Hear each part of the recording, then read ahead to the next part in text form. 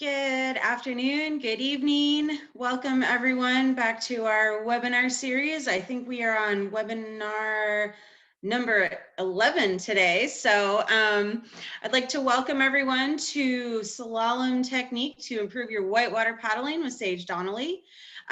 We are so stoked to have Sage with us today. She, at 19 years old, has been paddling for nearly 18 years, which is pretty impressive. And not only has she been on the U.S. slalom team for the last 5 years with top 10 finishes at Junior Worlds in both K1 and C1, she is also a former freestyle champion, and she is a top steep creek racer. So Sage is a triple threat. So, but she has gotten a lot of technique and stuff to share with you guys that will help improve your river running, no matter what you want to do with it. Technique is the basis for everything. So welcome. And then, so right now, I'm just going to give you guys just sort of a little rundown. For those of you that haven't joined us here yet, my name is Melissa DeMarie, and I am the host of the show. I am also the founder of California Water Sport Collective. Cali Collective for short is a community building organization where we use kayaking and other paddle sports as our medium to get people together, get people connected, get on the water, and help build skills and confidence out there. So we have a lot of fun out there, and hopefully, fingers crossed soon, we're going to be able to actually get back on the water and start teaching. This online series has been super fun because it's allowed us to still be connected with our students and our peeps out there. So a couple of the ground rules: everyone will be on mute for the duration of Sage's presentation. Just helps keep the chatter down.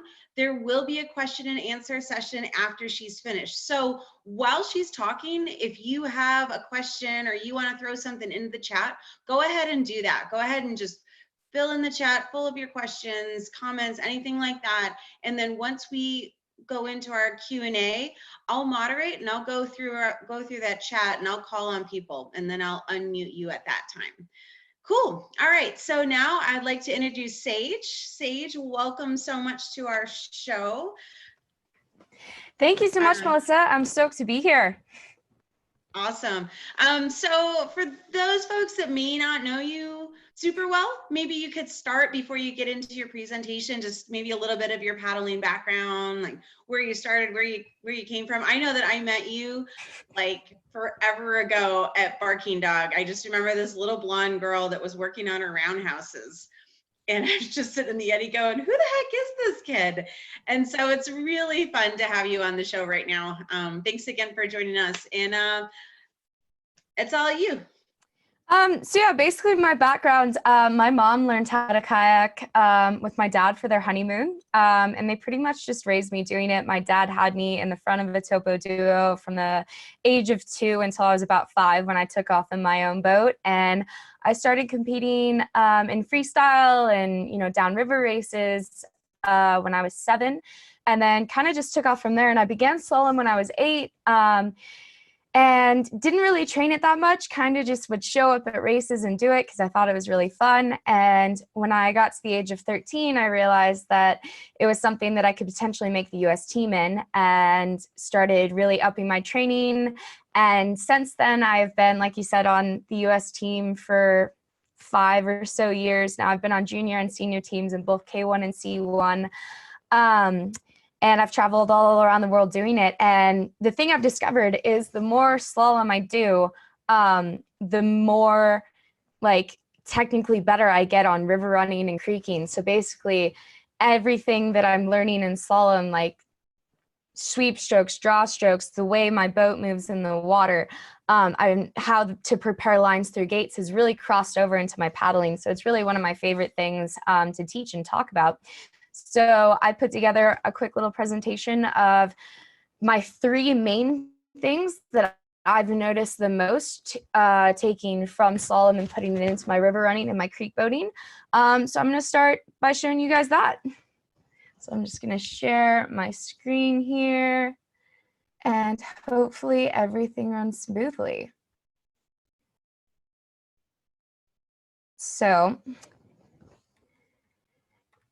sorry, I didn't start at the beginning. So how to improve your river running skills using slalom tricks.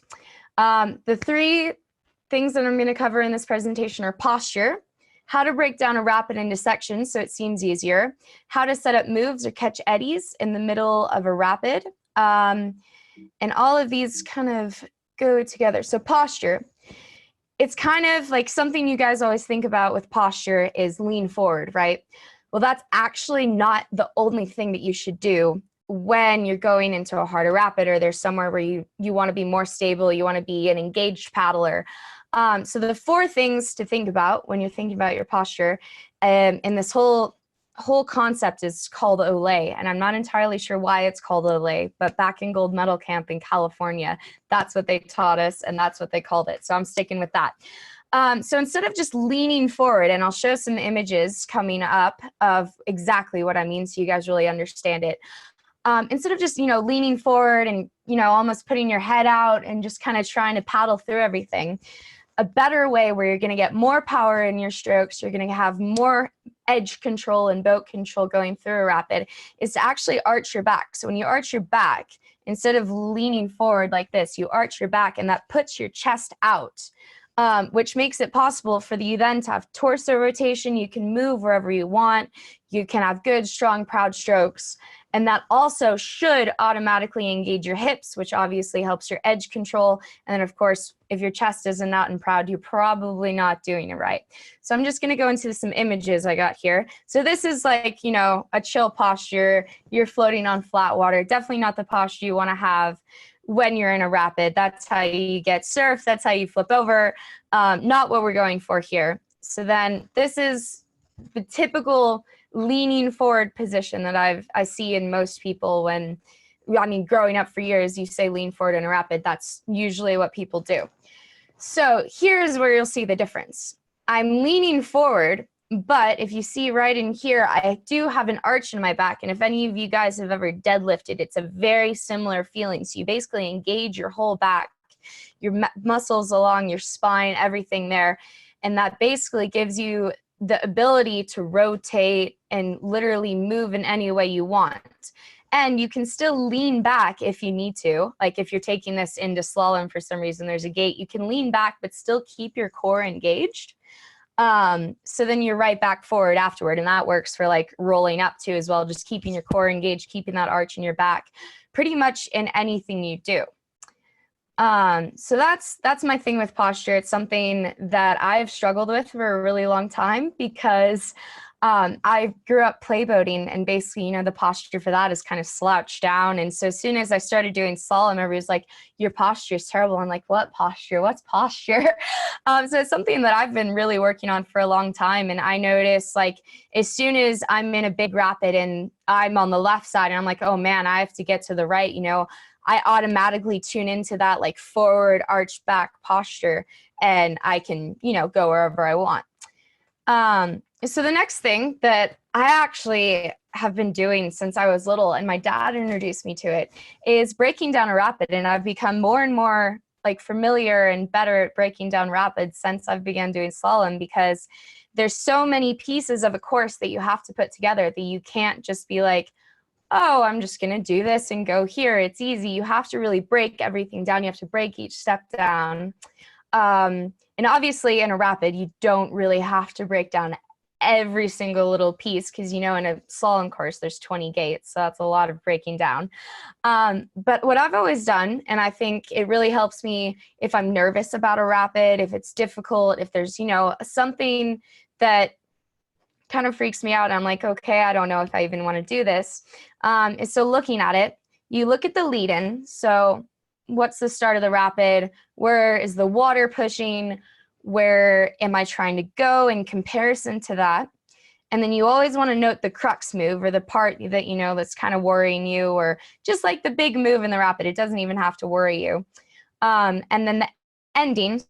So what after the crux move, is there another move you have to make? Is there a safe lead out? Is it a pool? Is there another rapid below? Like just noting what the ending is, and if you do have to be somewhere for that ending, is there a specific eddy you need to catch? And then of course, what are the consequences? So for me, when I started using this technique, most of the time the consequences were just me flipping over, which, at the age of 5 or 6 is kind of scary. But just noting the consequences and being like, is this worth it? And kind of just saying like, okay, can I do this? Like, do I have the ability to do this? And if the answer is yes, then obviously go ahead. And I'm going to touch a little bit more on ways you can plan the lead in and the crux move and the ending a little bit further in. But this is just a super good trick that I have, figured out, that breaking it down just makes it simpler. So in your head, you can just be like, okay, lead in, I go left to right, crux move, right to left, and then there's an eddy on the right that I want to catch at the end, catch that eddy at the end. And so it's a good way just to break down a rapid and make it seem less difficult, less scary, less intimidating. So how to set up moves. Basically, a lot of people, when you think go right to left, the person will probably start as far left as they can get and just try to paddle left, which works most of the time. But there's 3 things that if you do will actually make your moves so much easier. And I use them in slalom every day. If there's, 3 gates, I don't know if I'm assuming most of you guys have seen slalom. So we'll have what are called offset gates. And that means 1 gate's on the left, 1 gate's on the right, 1 gate's on the left. And we have to go left, right, and it's crazy. But when you actually set up that gate, you have to start further. So if it's a first gate's on the right, you have to start further right than that gate to get speed to the next gate that's on the left. And you don't notice it when you're watching the top people, but you actually, if you pay super close attention, can see them go slightly past that next gate on the left to turn back right and get that speed going back right again for the next gate. So that's kind of what I mean by driving speed. You have to start on the opposite side of where you want to go. So you get speed. So if there's a hole somewhere that you have to go through, or if there's a strong eddy line or something, you have that speed that can give you the ability to get through that into where your goal target is. And then of course, angle, that's more for eddies. So I wanted to do this part on if you need to catch a hard eddy in the middle of a rapid. Angle is something super important. So a lot of problems I see with catching eddies, even just on like a chill rapid, is most people will paddle in and just let the eddy line kind of take them and they hockey stop. And it's, sometimes they're just sitting there on the eddy line. And if you're on the eddy line, obviously it's not a very stable position. And if you have another move you have to make using that eddy, you definitely don't want to be in an unstable position, having the potential to flip over. So I was going to hit angles and how to drive through the eddy line and then set up every move. It's kind of the same with driving speed, where I was talking about how you need to start more to the right. And then if you're making a move back to the right after going left, you have to go a little bit further than you'd expect to get the speed back to the right. So I've done some questionable drawings. I'm not an art student, I'm sorry. Of basically what I was talking about to try to really get those concepts through to you guys. So as far as the eddy goes, if you see here, I have arrows. So you want to start, if you want to catch an eddy on the right and say there's a hole down here, these are waves, here's another eddy. You want to start, you don't want to start here on the right next to the eddy and just try to kind of hook in, because that's not going to really help you. It's going to make you potentially miss the eddy. It's going to potentially, if you do manage to hook in, put you in a really unstable water that you necessarily don't want to be in. So if you start further to the left, get driving speed into the eddy and keep about pretty much not parallel, like make a T with the eddy line. And then as you get to the eddy line, you're going to make that T and put a little bit of left edge on and actually keep paddling. So you're in, I say the middle of the eddy just to give like a general goal so you can really exaggerate pushing in. But obviously once you get used to the concept, you won't have to drive eddy. It's really just thinking about going further into the eddy before allowing it to turn you. That is the key concept here. And you can do that to stop it. Make sure you don't paddle into the eddy with too much angle. So keep that nice T as you go over the eddy line. But also remember your upstream strokes as you're coming in, because those will counter if you put a stroke on the eddy line and then reset another right stroke as you go in, that will actually counter the effect of the eddy trying to turn you upstream, and you can basically control as deep as you want to go into the eddy. And then for rapids, this is my example of driving speed and setting up the move. So I have 2 holes here. So the first move is you want to go to this side of the hole. So you start further, get speed, and then you actually see here, most people would probably just turn here. And, you know, that's not that big of a deal in an example like this. But if there's, you know, like a rock or something that you really need to get to the left of, you're going to want to actually drive further so you can get that speed back. So yeah, that is the presentation. I know it was short and sweet, but I figured you guys would hopefully have a lot of questions. So I'm going to stop my screen sharing, and whenever you guys want, I am ready for Q&A.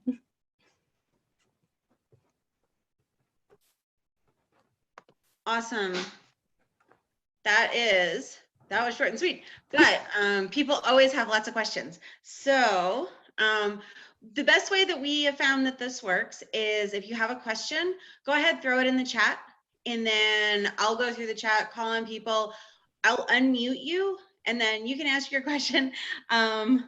Marie, Marie, I'm going to go ahead and let you ask that question yourself because it's not a dumb question. And welcome back anyways, Marie. All right, you're on. Hi, Sage. Can you hear me? Yes, I can. Awesome. So I come from a river running short boat background. Mm-hmm. And so I'm used to a certain way that boats, you know, turn. Right. And, of course. And in my local area, we have this little race with slalom gates. It's not a real race because we don't have enough slalom gates, I guess. But I found it really fun to do the hard moves on the easy waters that you have to do with these gates. And so I thought I would love slalom. And then I had this opportunity with a fiberglass slalom boat. And when I got in it, I thought it was going to be spry and nimble and also fast. And it was definitely fast. But I was really disappointed by the way it handled. And I was wondering, as someone who's also come from a playboat and then got into a slalom boat, do the slalom boats get more fun when you use the right technique, or is it all about winning? So yes, they definitely become more fun with the correct technique. And these posture points that I brought up will really, really help you, as well as just planning and setting up, I think is actually the biggest point of slalom that a lot of people miss. So yes, if you have those offset gates or you have like a down left to a really far away upright, you really have to think about exaggerating the setup. So starting further away from the gate than you'd think, getting speed towards that right eddy or towards that next down, and then really just driving there and making sure that you actually get the correct spacing in the gates is another really key thing, which sounds weird. Because if you drive too early, too soon, you get the gate pull in your face, and then you can't paddle, and then you lose speed, and then the next move is harder and harder, and then it kind of snowballs from there. So if you plan your setup, and this will just come the more time you spend in a slalom boat, and just really learn that spacing and learn how far you need to set up each move, it'll really help you. But could I ask, what kind of slalom boat do you have? Oh boy. Just an old one, I'm assuming. Is that correct? Older one. Can I get back to you on that? Yeah, that's no worries. Honestly, if you guys have any questions after this, find me on Facebook, or I have somehow my email. I'm not sure. I can give you guys my email at the end of this. And yes, for sure. I know it's made by Billy Hearn. Oh my goodness, that is old. Okay. So one other thing that you probably will struggle with is the older boats are so much harder to turn and are so much less nimble than like the more modern slalom boats. So not saying that you can't still have fun and that these tips and tricks won't help, but I would keep in mind not to beat yourself up too much, because the longer, older boats are a pain sometimes. Thank you. Yeah, no worries. Thanks, Marie. Nisa, welcome. Hi, All right. Sage. Thanks for Hi. the presentation. I just had a question kind of about slalom in general. It seems like it just has like a really low profile, or I mean, I live actually in Reno. And other than like the once annual river festival, it feels like kind of this invisible sport. And it's always intrigued me. And I've thought, man, what's a good way to get involved? Like I've seen slalom gates like at the top of Chili Bar, but I don't know. What would you do if you were like getting into it? And is it a small sport, or does it feel like it's grown or shrunk since you've been involved with it? Well, American slalom is like crazy smaller than European slalom. Like it is insane. But I get that struggle too. Like basically the only course I have to train at when I'm home is the Nugget on the South Fork of the American. But there are a few people. Do you know Charles Albright since you live in Reno? Most people do. Oh, you're muted somehow. Okay. I'll get you back. You're back. Maybe. Nope. I'll get you. Thanks. Everyone's been really good with muting themselves. All right, there you go. And now. Sorry about that. I thought I'd like quickly mute myself to minimize. No, you're rad. Thank you. Background noise. You know what? I know of him, but I don't know. I don't have a way to like contact him. But I've heard he has something to do with it. He has every boat in the book. Oh my goodness. But yeah, he would be a really good person. I can give you. I believe I have his email. If not, my mom has his email. After this, but he would be a good person to contact just about, trying a boat, messing around with slalom. And there's a couple people in California, Keith Kishiyama, and I'm honestly not sure who else is in that kind of group right now. But I can find some contacts for you for sure. That would be awesome. Yeah. I've been to it, and this little one beside me is like starting to get into kayaking. Oh, so. That is awesome. Yeah, actually, if you just want to write down my email right now, if anyone wants to write down my email, it's Sage, SAGE _ Donnelly, DONNELLY @yahoo.com. And just shoot me an email reminding me of what I need to send you, and I'll for sure find Charlie's contact at least, if not other people. I'm sure my mom keeps up with everyone around here way better than I do since I've been traveling like nonstop for the last 3 years.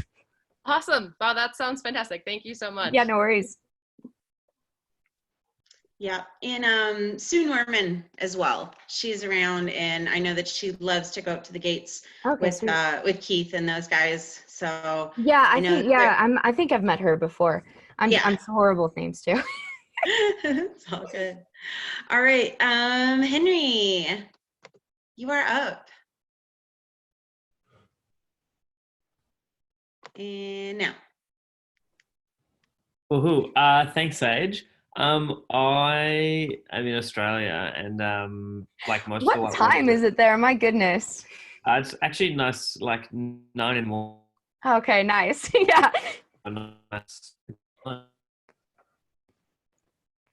Like I'm not around any like close whitewater and all the stuff that I usually would be paddling. I can't get to because of all our lockdowns. Mm-hmm. I was just wondering, like I see a lot of the slalom paddlers do like flat water drills, and I was wondering whether there were any that you might suggest for like K1 and C1. All right. I'm sorry, I missed the first part of your question. Do you have like flat water available, but do you have gates available? Oh, you're muted again. Henry, just give us a thumbs up. Do you have gates?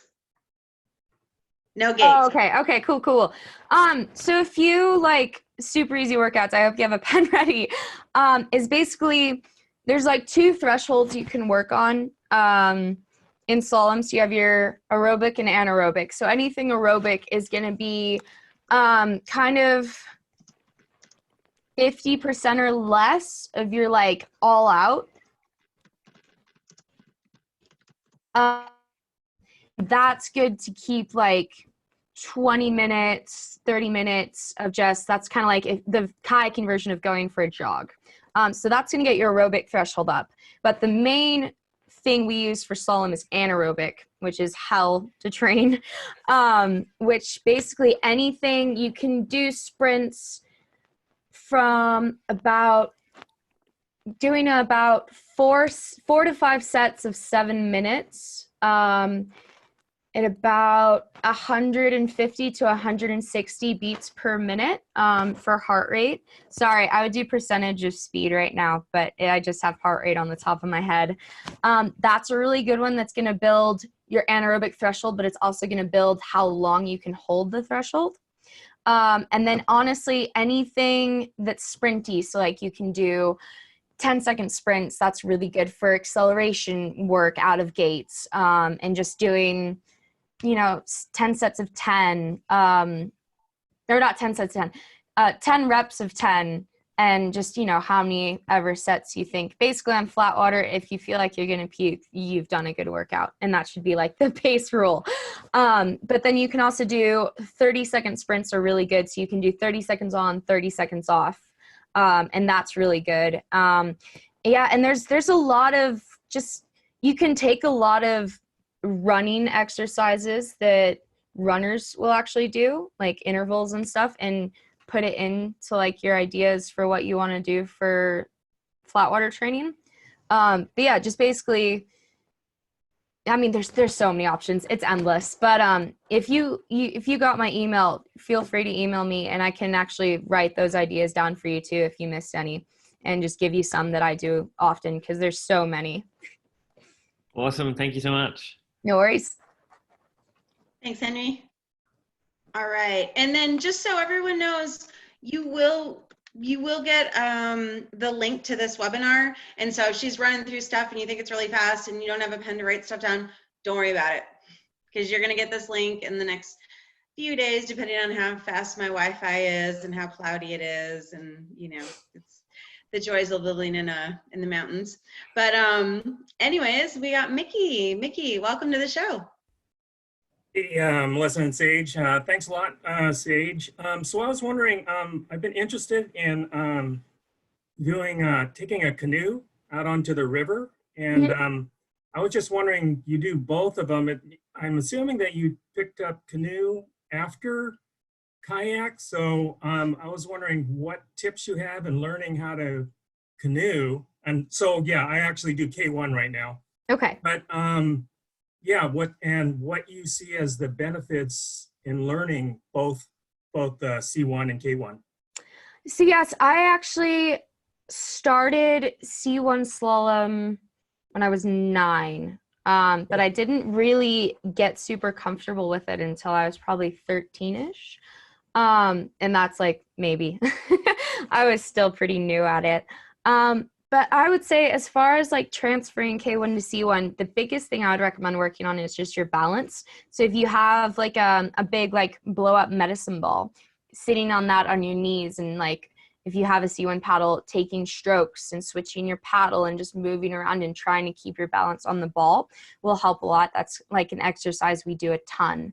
And you can Google other just like ball balance exercises, and core stability too. That's really important. So working your core, getting like used to balancing. And then as far as like transferring, I never really felt that big of a difference. C1 has always like come pretty naturally to me, because I love it. Like you can turn the boat completely with your knees and your hips, and that's just always been like such a cool thing for me. So for me with C1, it's like you really can connect with the boat. But I know that's not the case for everyone. Most people get into C1 and they're like, oh my God, this feels so weird. So it's just it's spending time in the boat really. And the posture tips will help a lot that I led with in the presentation. And really the biggest thing for me that my dad actually would like pound into me when I was younger and kind of, more scared of getting in my C1 is a stroke is a brace. So instead of, going through a wave and go like, oh my God, I'm scared, and like just putting your paddle in the water, just think stroke through the water, stroke through the wave, stroke through the hole, and that I think is one of the biggest things that really got me comfortable in C1, is just always repeating that in my head as I'm going through a rapid or, going through a part of a course. Because basically if you're just sitting there you're way more likely to flip. You're way more likely, to be uncomfortable, and something bad might happen. But if you're, active is a really key thing for slalom boaters, and just what boaters really should be thinking about in general is always have like an active attitude, active posture, active stroke. And yeah, I think that's like the biggest thing that helped me transfer from K1 to C1. Okay, great. Thanks a lot, Sage. Yeah, no worries. Thanks so much, Mickey. Good question. All right, Laura, you're up. And there. Awesome. Thank you so much. Hey, Sage. This has been. Oh, I love your background. I want to come. Yeah, I'm in Tahiti right now. I'm quarantining here. I'm stuck. There's nothing I can do. I have to stay. Oh, tragic. No, if it weren't this, you'd see that it's raining and gloomy in San Francisco. It's gloomy over here in Nevada too, don't worry. Oh, man. Well, I've already taken a lot of notes about the intervals and just what you shared with Mickey about the stability and the ball exercise. And when you're mentioning posture and deadlifts, and I've also, I'm a big Sage Donnelly fangirl, so I see you on Instagram posting about your workouts, and I'm curious about your recommendations for staying strong, but also injury prevention when it comes to strength building. So you're going to want the biggest part of exercise and where all of your stability and everything comes from is your core. So training core a lot is something that I really focus on. Both your lower back muscles, you can do back extensions, or if you have a bench press or something you can lay down on face down, you can actually dangle your legs off and just have your hips on it. And then your legs are hanging off, and you can do reverse leg lifts like that. That helps a lot as well. So just keeping your core and your lower back really stable is something that's really important. And as far as core exercises go, I mean, plank, side plank, sit-ups. We do, you can Google what's called toes to bar. They're awful, but they're so good. They're so good for just stabilizing everything, because you have to practice grip strength, which stabilizes your shoulders and everything. And then obviously you're working your core because you're trying to put your feet up over your head. So that's kind of what I do. I just do circuits. I'll do reps of a minute and then just roll straight into it, and it burns and it's awful, but it really works. And then as far as everything else, I am a really big believer in lifting now. I've always I've grown up running, I've grown up rock climbing, kind of everything. I would make my own circuit workouts. I've always been really active. But when I was about 14, I started lifting, and it really made such a big difference in my strength and in my paddling. So I alternate between, depending on times of the year, and you can there's a lot of information online about what strength cycles you should go through, and you can make your own plan to that. But basically with my slalom training, I go between circuit days where there'll be pretty much all body weight or really light high reps of weighted stuff. And then there'll also be days where I'll do less reps and it'll be heavier weight, but it'll still be kind of a circuit. So I'll do, this is just a random example off the top of my head, I'll go 8 reps bench press at a heavy weight, and then you go do a core stabilization exercise. So if you get really good at planks, we started doing them on a little ball or something to make it harder. And then you can go to either burpees or push-ups or something like that, and you can do push-ups on balls, and there's a ton of variations like that.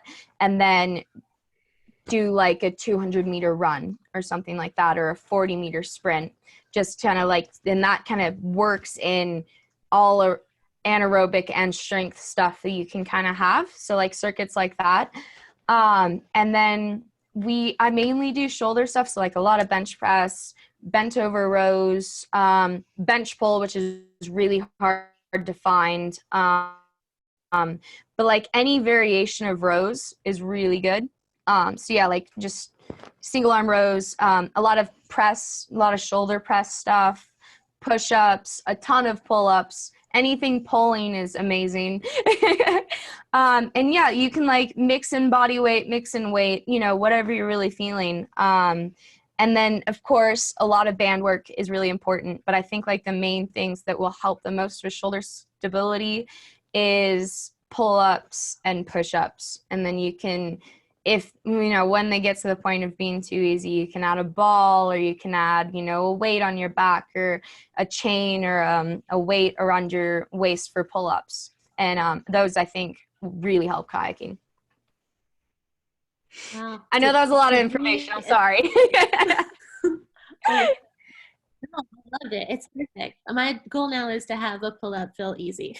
Heck yeah. Awesome. Get it, girl. Yeah, I mean, even we at my house when I was younger, we installed like a climbing hold above one of our doors, and I was me like every day just trying to do pull-ups until I finally got there. Then it was like, okay, I got to work up to 3 pull-ups now. So just like if you can just put like one of the mobile ones in your house somewhere, and you know, just work on it once or twice a day, or put a rule whenever you walk into a room you have to try to do one or something, that'll really help. Oh man, we have one over there. So that's a room that I enter too much. There you go. Yeah. That would be brutal. It's on. Thank you so much. Yeah, good luck. I'll need it. Yep. And this is why we give you guys links to these webinars, because there's so much information that happens. Everyone would be like furiously trying to write things down. I know, that's why I wanted to keep my like presentation short, because I was so afraid of just giving information overload. No, good call, good call. All right, so next we have JoJo. All right. And there you go. Hi. Hi. So my question is, I like starting slalom, and I was just wondering what skills I need to like practice and perfect so that I'll become a better boater. Are you doing kayak or canoe? Mainly kayak right now. Nice. Okay.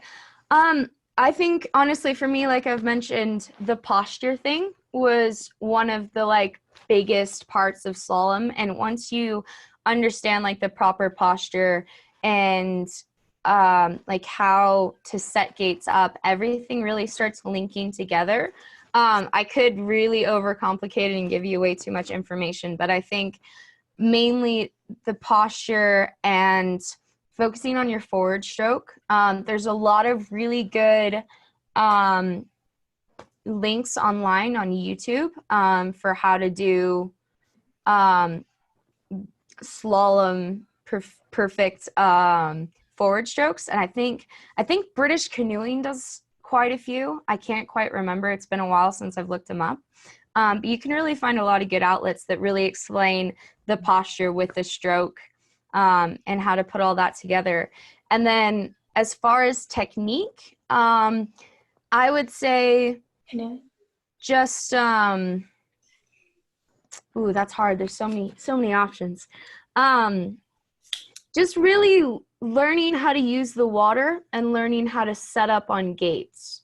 So a lot of like the stuff I was saying about driving speed and really setting up each move, that's really good. And then once you get to the point that you've figured out how to make a move each time, you can start working on, you know, cutting the lines a little bit, if that makes sense. Thank you. No worries. Thanks, JoJo. Great question.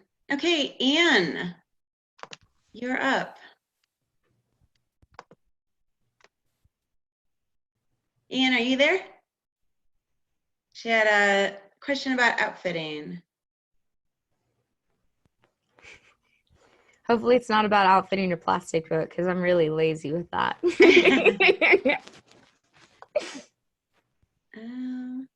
Are you still with us, Anne?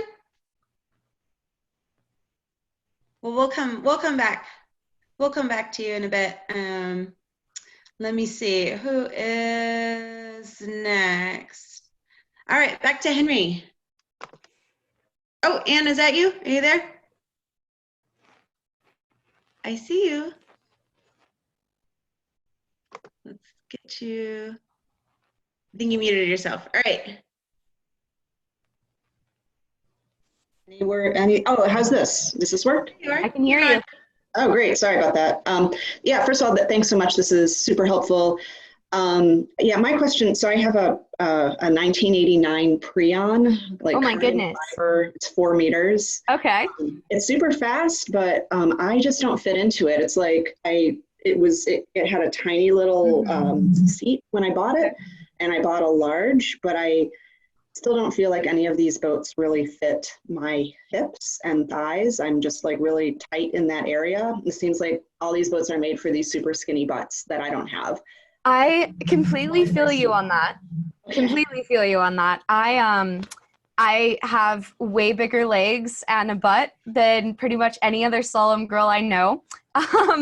And basically what I've had to do, I'm not in that old of a boat and I can't actually like picture it in my head. But what I've done in my Vita boats is I've actually ordered, they have like an extra large seat or something like that. They have a standard seat and then they have a bigger seat. And I've actually started ordering that and it has changed everything. It is amazing. So maybe look into that and see if it would be worth, because you can order just the seats and see maybe if it'd be worth trying to figure out if it could fit and you could install it into your boat. Because that's definitely like slalom boaters swap out seats all the time. And then I just put like a really thin foam to make it comfier. And you can get them at like most craft stores, like super, super thin foam, and just glue that in wherever you want. And that's pretty much what I do because I can't fit any more foam. Cool, thank you. Yeah, no worries. Awesome. Good question. All right. Okay, so now we're going to go back to you, Henry. Back to Oz. Woohoo. So I was just wondering, Sage, whether you had any like tips. I do a lot of like C1 river running. But I find like it's really hard to swap over and do like my offside paddling because I am like, yeah, I don't do swapping very much, but like everyone in the slalom world seems to do it.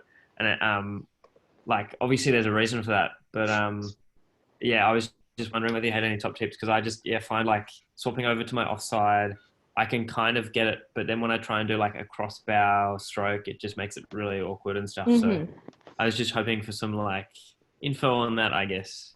Yeah, so I've been swapping since I started just because I've did K1 for so many years before I started that it was just kind of natural to me. But I would say the main thing to do is just practice. Like practice on, are you righty or lefty? I'm a righty. Okay, same. Okay.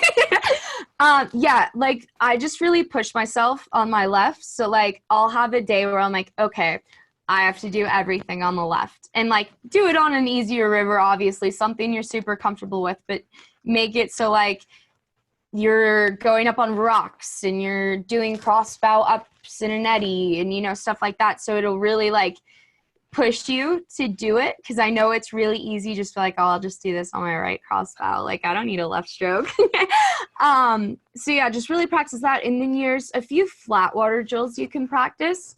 So just getting comfortable with going in a straight line on your left and just figuring out how many strokes you can take and really getting your hips and your body just used to taking those left strokes. And then for cross bows, the two drills I'm working on are just going in a really big circle, only taking cross bow strokes on my left for like 5 or so circles in my warm-ups. And it has yet to help me with turning on a cross bow and like an eddy, but it's made me more comfortable with like just taking lefty cross bow strokes. Just like, you know, setting up for a move or just going straight down a river or anything like that. And then just sitting there and really working on opening up and doing just like you can just sit there like in the middle of the flat water and just do turns and just like not like paddling anywhere, but literally just like open up, turn, and just keep going in 360s. That's another thing I'm working on to try to make myself more comfortable. And it has been helping. It's just really hard for me to do crossbow draws.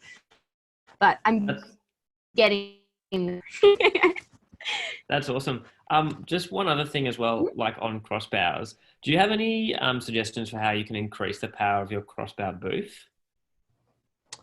I would say it's really, for me, improving like the power in my crossbar booth and my stroke has been flexibility.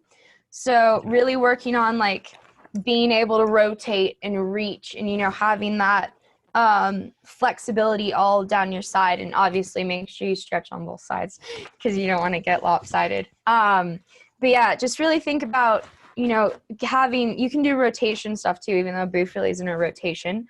And that'll help with just stretching out those muscles. And then really just think about like getting forward with that good posture and just, lifting your knees up a little and just kind of, boofing. It's easy. It's fine. If that helps at all. Awesome. Thank you so much. Yeah, no worries. And you can also, I just thought of this, you can probably, something that would help increase power is just doing like a boofing motion in flat water, but make it like a really powerful stroke and just focus on getting movement out of that, I think would help a lot. Oh, awesome. Thank you. Yeah, no worries. Great. All right. Lisa, back to you.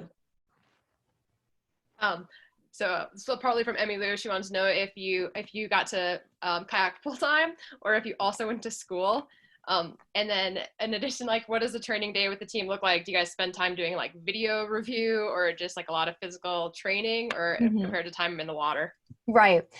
So I've actually been homeschooled my whole life by my parents. They used a curriculum in Maryland called Calvert, and they basically send us all the books and lesson manuals and everything. So I grew up through grade school doing that. And then I actually took my GED when I was 16, which is the youngest you can do it in Nevada. And I have been doing online college classes from 2017 till now, and I'll be finishing up with my first degree, hopefully at the end of this winter. Awesome. In what subject? I'm hoping to so I'm either going to transfer and I'm going to get a master's in psychology from a school in England, or I might just stick with just normal psychology. I'm not entirely sure yet, because I might just go to Arizona State and do online through them to get a bachelor's in psychology. But my goal is kind of to go more the sports psychology route, so I think the master's would kind of help me more with that. So that's probably what I will be applying for next spring, which is scary. Awesome. And then as far as an average day with the team, I actually travel a ton because most of the team train in Charlotte, North Carolina. And I don't know, I found that I have better like places to stay and more resources overseas. So I'll give you an example of basically what I would do in my normal training spot in the winter, which is in the UK in Nottingham. Normally I'll wake up normally around 6 to 7, and then I'd hop on my bike. It's a 5-mile bike ride to the course, train for about an hour and a half, 2 hours with my coach, bike back, have a quick lunch, do some school, and then I'd normally head to the gym for about 2 to 3 hours. And that would be, I normally do gym every day. Like I have 3 to 4 scheduled gym sessions for slalom. So those are more like all body days. And then I normally just go work legs or something on the other days because I get bored and I like to lift. But I mean, normally I'm either on the water for a few hours and then I do gym, or I'm on the water twice a day for a few hours. And then there's some days where I'll do multi-sport days where I'll do my hour and a half for slalom, and then I'll hop in, I'll do freestyle for like 2 hours and then go home and probably go to gym. And then basically I just work school in between that anytime I can. So like I'll go home, make lunch, and then, try to get out a couple of my assignments out of the way. And then, in the evening, I think is when I do it the most. And just, sometimes I stay up a little later than I should, but it's worth it. Awesome. Thank you so much. Great answer. Yeah, no worries. And then you do things like, do webinars for sometimes. I actually submitted my final essay for this semester this morning. So I am like so happy right now. I'm so relaxed. Nice. Awesome. Okay, who do we have next? David, welcome. Welcome. Thank you. Hey, Sage. I was hoping that you can chat about vision when you're running a slalom course, and where do you keep your focus? How far ahead of you? And then how does that relate to running a complex rapid? Man, that's a really good question. I should have put this in my presentation. So basically, the general rule for any kind of kayaking is always look where you want to go. And then I, in slalom, am always 2 to 3 moves ahead. And that can, like, you have the moves in the back of your mind, but the main thing is you're getting to the set points that you already decided. So, like, that comes in the breaking it down part that I discussed, is you pick the points where you have to go. So, like, every spot that I choose is like a checkpoint. So if I'm halfway down the course and I know I have to be far right, then I'm thinking about being far right. And then as soon as I get far right, I'm like, okay. And then I go back left. So you're always thinking a move or two ahead, but you're also not at the same time. It's a really weird thing to kind of work on, if that makes sense. But once it like clicks in your head, and it kind of comes naturally just with more practice, it's a really good tool. And then as far as that ties into river running, I mean, it's pretty much the same idea. You pick the points in the rapid that you want to be at, and then you plan like, okay, I have to be with a lot of speed left to get through that hole. Okay, then I'm going to be right above it, as right as I can be, and then I'm going to get speed and I'm going to get through that hole, you know? And you always have to be thinking like a step or two ahead so you don't get behind and you don't, you know, get stuck in a hole or, you know, aren't where you want to be in a rapid. But it kind of, the more you practice that tool, the easier it comes about thinking ahead while also not, like, also being able to focus on where you are in the rapid.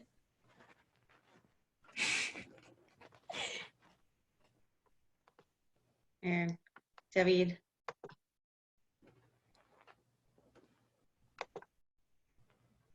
Does that work? Give us a thumbs up. All right, perfect. Okay, who do we have next? All right, Heather. Heather, welcome back. Hey, thanks for the presentation. I was just wondering if you had any tips for getting better at pivot turns in a half slice boat like a ripper, especially if you're on the lighter end of the weight range for the boat. Okay. So the biggest thing about a pivot, and this is kind of harder to do in a plastic boat, especially if you're on the lighter end, but, or actually, let me ask you one thing. Are you talking about like a pivot turn as you go into an eddy, or are you talking like a stern squirt? Either or both. Okay. So pivot turn, like going into an eddy, first of all, you can also do squirts into eddies. It's really fun. As soon as you get over the eddy line, just, you know, yard your end in and put a backstroke in.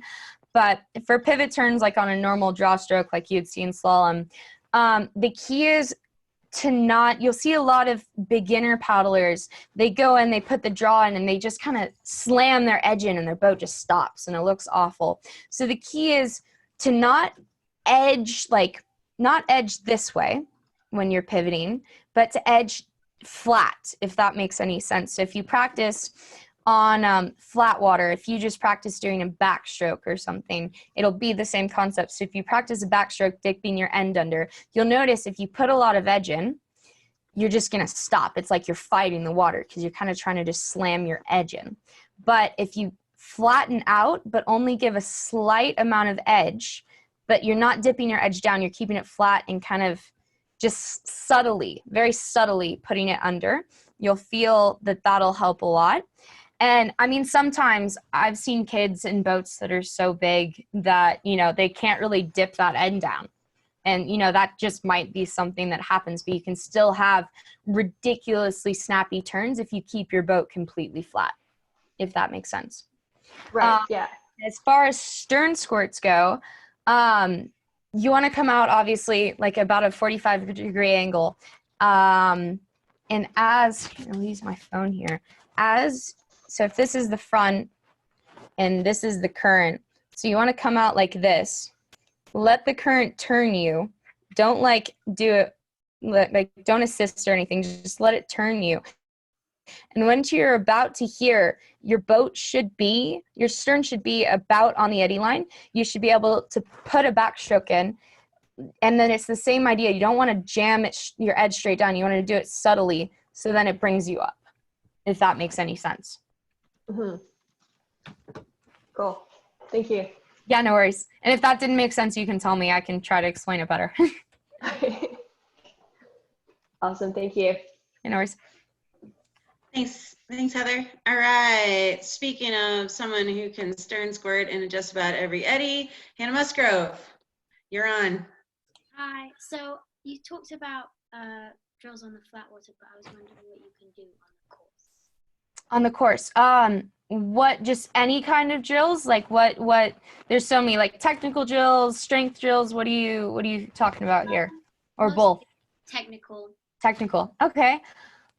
Is there a certain aspect you're trying to improve on right now, or just kind of general? General. Okay. And then are you in a slalom boat, or is this just kind of river running course stuff? Slalom boat. Okay, cool. I would say the biggest drills you can work on, obviously upstream drills. Figuring out, I think the best drill you're going to do, because in slalom, a lot of people are just encourage you to do everything on a sweep stroke or a backstroke and just dip your head in and get out, which can be fast, but it can also be really slow if you don't do it right. So I would say the most important drill that you can do is working on coming into eddies on a draw and getting out of those eddies in one stroke. So it's kind of, if you have a coach or someone to help you, that's like so much easier. But as far as just figuring it out, really driving in behind the gate. So like not coming like here, really driving in, being fluid, go behind the gate, and then allowing your edge, you want outside edges, you come in, allowing that outside edge to pop you back out. And it's a very subtle outside edge, very, very subtle. And I think that honestly is one of the most underrated drills to work on in slalom. Okay, thank you. Yeah, no worries. Cool. Thanks, Hannah. All right, who do we have next? Sophia. All right, Sophia. I was wondering, for like race days or days before when you're warming up, what would you suggest as a warm-up and a cool-down? Okay, so for race day, I normally like to do a pre-warm-up about 2 hours before my run. So that normally for me involves, I'll start with a land base, so that's like a lot of arm movements, rotations, warming up your back, warming up your hips and legs and core. And you can honestly just Google any like kind of warm up, like arm swinging, rotations, just general stuff. It's not really anything fancy. And then I'll get in my boat. I usually like to do about 15 minutes of just like easy paddling. So not like, dabbing around paddling, but like, strong strokes, but like a super chill pace. So I'll do that for about 15 minutes or until I feel loose, which is a very key thing because it can vary. Sometimes it's earlier, sometimes it's way later because it's a colder day. So I like to feel warm. I like to feel loose in all of my muscles. That's my back muscles, shoulders, everything, hips. And then I like to do 5 sprints. So I like to do 2 sprints, just straightforward. And normally they're about 8 to 10 second sprints, but normally I like to just pick like 2 points, and I like to start at one point and just go as hard as I can to the next point. And then I'll normally will do about 5 of those. And then if I'm still feeling like I'm not super, like you want to feel snappy, you want to feel like you can just, like just sprint, like just go. Almost like an Energizer bunny. If I'm still not quite feeling that, then I will go into a sprint with a turn halfway through. So sprint, sprint, sprint, turn right, and then finish it out with a sprint. And that'll really help. That helps simulate the feeling you get when you're popping out of upstreams, and do it right to left a couple times, but just not overdoing it at the same time. So keep it really chill. You just want to make it feel like you have a ton of energy and like you're ready to go. And then I'll normally get out, I'll chill, maybe have a snack if I'm hungry. And then literally about 15 minutes before my run, 20 minutes before my run, we'll say, I start doing kind of the same land-based stuff I did. So rotations, arm swings, you know, some leg swings, whatever I'm feeling. I like to do the hip, like hula hoop circle things. And then I'll get back in, I'll paddle around, just kind of float around, do some turns, you know, just feel out my boat. And then I'll do like one sprint, like right before I'm about to go. I normally like to do a sprint as I'm going into the start gate, if you have that kind of room. And then, yeah, that's basically what I do for warm up. And then as far as cool down, if it's the end of your race day, 30 minutes, just easy paddling to get all the lactic out of your arms. Or if it's like between your first and second run, about 10 minutes, just until your arms start to feel like, I don't know about you, but my arms get really, really tight and after my race runs. So just kind of till they relax again. And then if I'm going in for my second run, about 30 minutes before, I'll start doing my land motions again. And then I'll just get in my boat and just easy paddling before my second run, just to make sure the last of the lactic's out. And then I'm nice and warmed up for my next run. And then I'll throw a couple short sprints in. But when I say short, I mean like probably 8 strokes. Like they're really short. All right, thank you. Yeah, no worries. Thanks, Sophia. Who do we have left? Oh, Marie. Marie had one more question for you. Hi, Sage. Hi. You were answering Hannah Musgrove's questions about the drills for gate courses. You mentioned the upstream drill. Mm-hmm. What is that? So as I was saying, it's just really playing around with upstreams. And like I said, I think a one-stroke draw up is one of the most underrated things that isn't focused on enough in slalom when you're beginning most of the time. And so basically with that, it's just picking an upstream in a really good eddy and just literally playing around with how you're entering it, how you're exiting it. And like the end goal is to end up going behind the gate with outside edge. So that'd be downstream edge if you think about it, but outside edge to the turn, but only like a subtle amount. And making that so when you go into your pivot, it explodes out and you shoot out, if that makes sense. So I think this winter, my coach actually, this was the first time, I mean, I've always spent time on upstreams, obviously, but this is the first time I'd pretty much sat at one upstream for a whole like session and just drilled this one upstream and finding the point where I could explode and the point where my boat and the water were connecting fully so I could get out of that upstream really quickly, and which approaches helped that most and how wide I had to come in. And that's another really key point to those upstreams, is having a really wide approach and not coming into the eddy, into the gate too soon, if that makes sense. Give us a thumb. Oh, Marie. You can give us a thumbs up. You don't have your. There you are. Awesome. My pleasure. You know, Sage, we've been running these now for, almost a month, and I think and we have lots of regulars, and everyone's really trained on the fact that, like, okay, I'm done talking, I'm going to mute it. So that's awesome though. It's great. Train them early. Okay, Lisa, welcome back. Thanks. Hi, Sage. Thanks so much for this talk. It's incredibly interesting. I've never done any kind of slalom. I've never been in a slalom boat. And I love watching slalom boaters. And one of my favorite things about kayaking is just catching eddies and picking apart a rapid and just going back and forth and catching as many eddies as possible. It's a ton of fun. But my question that I have is, I'm curious what your favorite river might be, or just like a favorite rapid, favorite wave, just something that's one of your favorites. Gotcha. Yeah, I actually completely get you on the slaloming through a rapid. Some of my earliest memories are my dad and I literally, I don't know if you've ever heard of the South Fork of the American, but the class 2 section C to G, we would take probably 2 to 3 hours just getting down that, because we would catch literally every eddy possible on that run. We would do it on every run. Like we just would catch eddies, we would surf holes, we'd do ferries, like anything, you know, just to get used to the water and the rocks. And I think that is like one of the main reasons why like I transferred to slalom, like, so not easily. It was a lot of hard work, but you know, it was so well, I guess, without, you know, like not taking away from the work I did. But as far as a favorite river, that's so hard, because rivers have such a special place in my heart. I could be on, you know, any river really, class 2, class 5. I am so happy and so stoked to be there, because there's just such a beauty and just, you know, peace that comes with the river.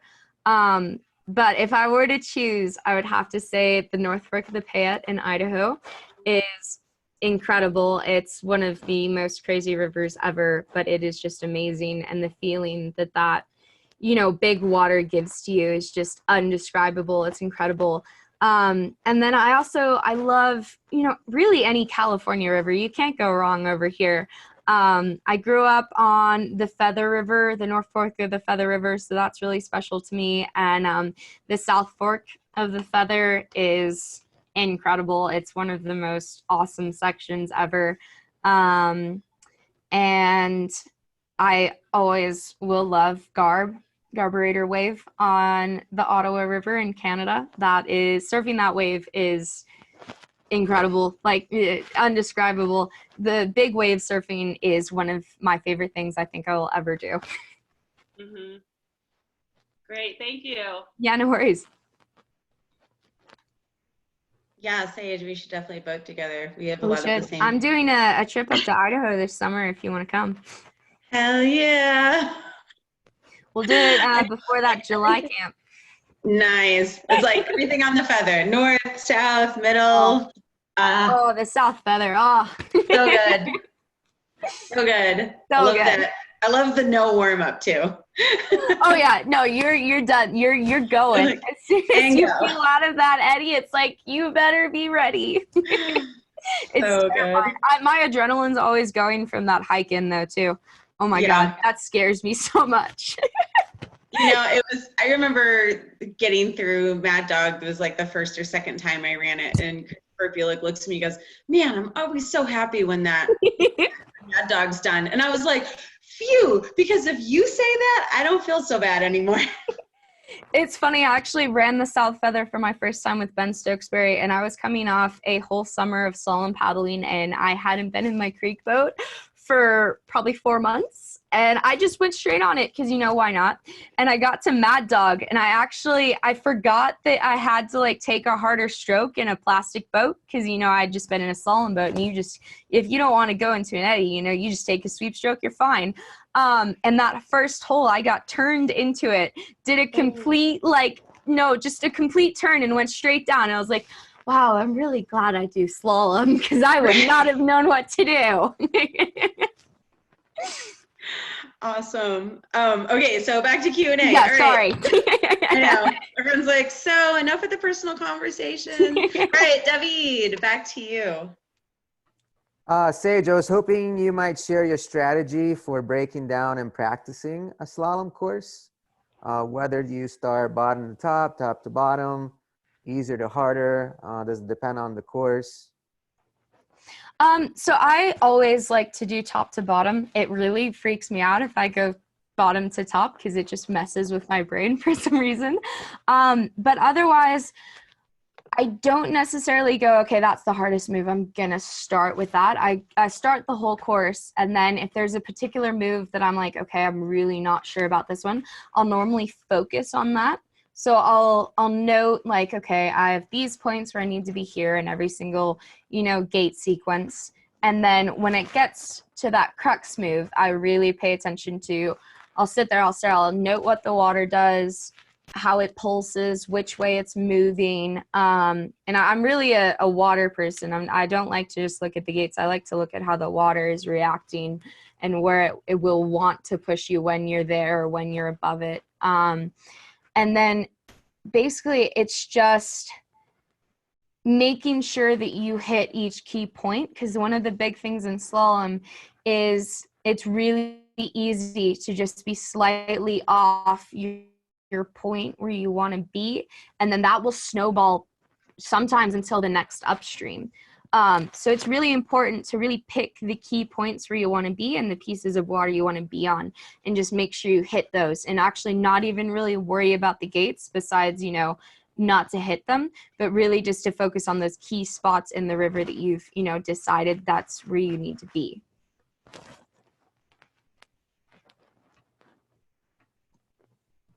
Here, I'll let you talk again. Awesome, thank you. So that makes absolute sense. When you're practicing the course, let's say there's 25 gates in the course, do you run all 25 gates, or do you practice 1 through 5 and then go back and do those again before you go to the next section? What's your strategy for that? So if it's like a race, we're actually not allowed to practice on it at all. So basically, coming up to the race, we have practice sessions where normally when I get to a course, I'll start with technique. So that's, recircling in certain areas. If I can paddle back up, just really hitting every single eddy, hitting every single hole, doing, ferries, crosses, anything I can think of. And that'll be for a few sessions. And then I'll go into, longer pieces. So I'll split the course into 4 sections, and you do one section, okay, stop, next section, okay, stop. And you go down 4 pieces and just keep doing that. And then you go to cut it into thirds and then halves. And then normally you'll work up back to fulls. So that would be, a race simulation. And normally during winter, we'll do fulls, and we'll just go for sheer mass, not really quality, but it's more quantity, just to, work on your strength. But during a race, it'll basically be a race simulation. So it's like, okay, no practice runs, you study the course, you go and you try to put together, a race quality run. So yeah, that's kind of more how we practice. But if back in the day when I would do, races around here for practicing, I would definitely break the course into probably fourths and, do each piece. And if there's a piece that I really struggled on, I think I'd more focus on that. And then maybe with like 1 or 2 more runs of, separating it into pieces. Is that good? Do you want to talk more? You're right. Awesome. Well, I think that if no one raises their hand really quick or jumps on the chat, I think that's probably going to wrap up our Q&A for today. Sage, do you have any parting words for our folks out in the audience today? If you guys need any questions that you didn't think of, or like the people that I said I would send some contacts to, feel free to email me with any questions or find me on Facebook. It's either Sage Donnelly, I have an athlete page, or if you want like a super quick response that I might not accidentally miss, my friend page is Sage Donnelly. Feel free to message me on email, Facebook, whatever, Instagram if you need, if you have any other questions. Nice. And then and once we sign off, everyone's that's been coming is sort of used to this little program. I'll put up a screen that has most of Sage's information. I think I got most of it on there.